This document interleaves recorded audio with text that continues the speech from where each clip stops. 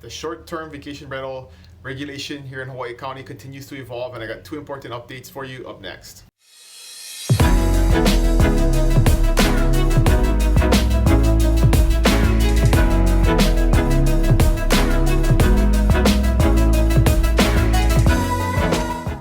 Hey, what's going on, friends? Dylan Nonaka here with the Big Island video blog, and the short-term vacation rental regulation known as Rule 23 continues to go into effect. They're actually collecting applications, and we just had a meeting where they said that they've collected like 650 applications total. Surprisingly, only about 140 some of those are for non-conforming use permits, so they feel like there's probably a lot more coming, and maybe people are waiting to the end to submit them, which is going to cause a huge rush. But at the meeting, they went over a lot of different things, the application process, which we've already covered here in a previous video. But there were two important pieces of information that I think everybody should be aware of, and just make sure that if it applies to you, that you're aware of it too. So the first one is who exactly the bill applies to. And we've gone over this over and over again, that it doesn't apply to hosted rentals, it just applies to non-hosted rentals.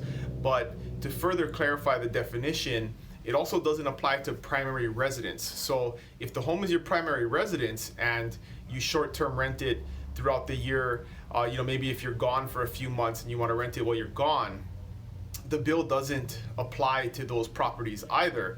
And so how do you qualify your property as your primary residence?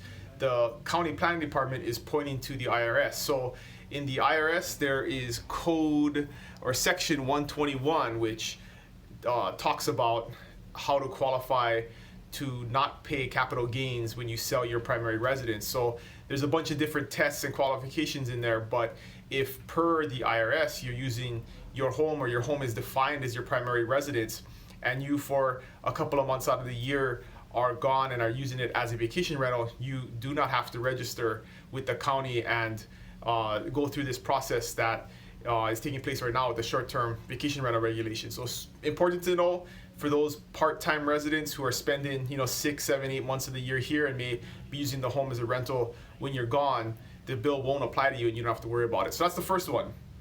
The second one is, if it does apply to you, one of the issues in the application which has been giving people trouble is final approvals from the building department. And sometimes those are easily found online if the home is newer. Sometimes if they're older, it's harder to find.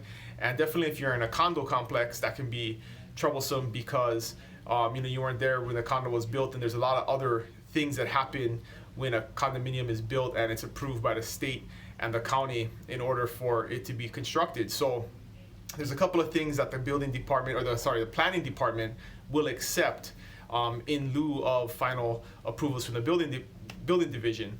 And those are a certificate of occupancy, which is given when a home or a condo is complete and you can now occupy it. That will suffice as final approval. The second one is Federal Housing Administration or VA loans. So if a FHA or a VA loan has been given on the property, that is proof to them that final approvals were given in order for the home to be occupied. So they'll accept that as proof. They'll also accept condominium property regime declaration recorded with the Bureau of Conveyances. So if you are a CPR property or you're a condominium property, when those documents, that declaration is filed with the Bureau of Conveyances and recorded publicly, that has all the information in it that they would require in order to provide proof of a final approval. And then the last one is notes from an inspector on the day of the final inspection.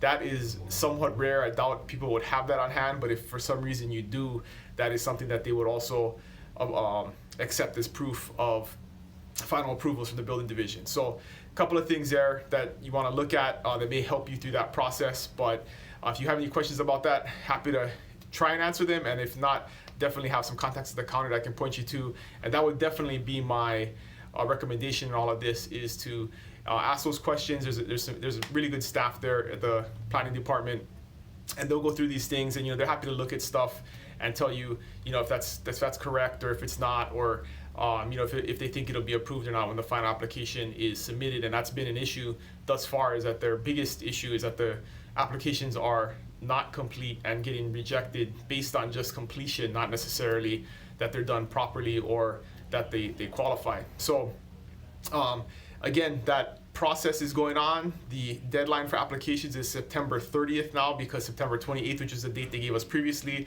is a Saturday, so they're pushing that out to the next business day. So if you are operating a short-term vacation rental in a non-conforming use area, you got to get those applications in. If you're in a zoned area and it's not currently a rental and you want to make it a rental in the future, you'll still be able to apply for this for a short-term vacation rental permit. So that's the other important distinction, is only the non-conforming use permits are due by September 30th. If you're in a condo complex that's zoned properly, anyone at any time, future owner, can then apply for a short-term vacation rental permit and operate as a rental once approved. So lots going on there. As always, give me a call or shoot me an email if you got any questions. Happy to help. And thanks you guys for watching. I'll see you guys next week. Aloha.